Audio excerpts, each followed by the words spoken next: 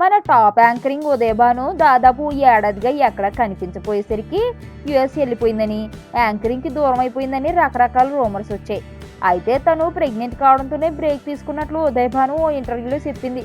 తనకు ఇండస్ట్రీలో sweet memories చాలా ఉన్నాయని, అయితే పరిశ్రమలో ఫ్రెండ్స్ మాత్రం తక్కువే అంటున్న ఈమె ఓ సింగర్ తనను అవమానించిన సంఘటన గురించి వివరించింది. యుఎస్ లో ఓ ప్రోగ్రాం చేసినప్పుడు ఓ ఫేమస్ టాలీవుడ్ సింగర్ ఉదయభానును అవమానించిందట. సదరు సింగర్ను స్టేజ్ మీదకు పిలిచేటప్పుడు ఉదయభాను ఆమె గురించి ఎంతో గొప్పగా చెప్పేదట. కానీ ఆఖరి రోజున మాత్రం సదరు సింగర్ తానే ముందు స్టేజ్ పైకి వెళ్ళి తరువాత ఉదయభానుని పిలుస్తానని చెప్పిందట.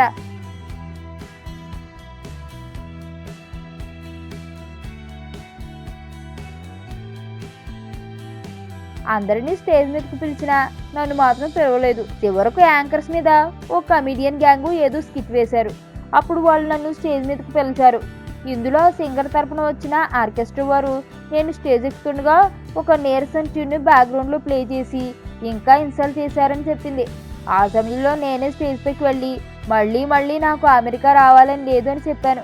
అంతేకాదు, మీరే ఇండియా రండి, అక్కడ మీకోసం ఓ వ్యక్తి ఎదురు చూస్తున్నారు, ఆమె మీ అమ్మ అని నేను అనడంతో ఆడిటోరియం అంతా దద్దరిల్లిపోయింది. అప్పుడు ఆ సింగర్ నిన్ను పిలుద్దామని అనుకున్నా అంటూ ఏవోవో చెప్పింది. నేను పట్టించుకోలేదు అని చెప్పింది ఉదయభాను. నేను ఆనంద్.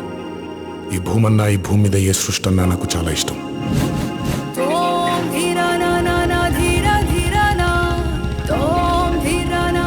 చెట్లు, మొక్కలు, గాలి, నీరు, వాటిని కాపాడుకోవటమే నా పని కూడా. It's a joggers park.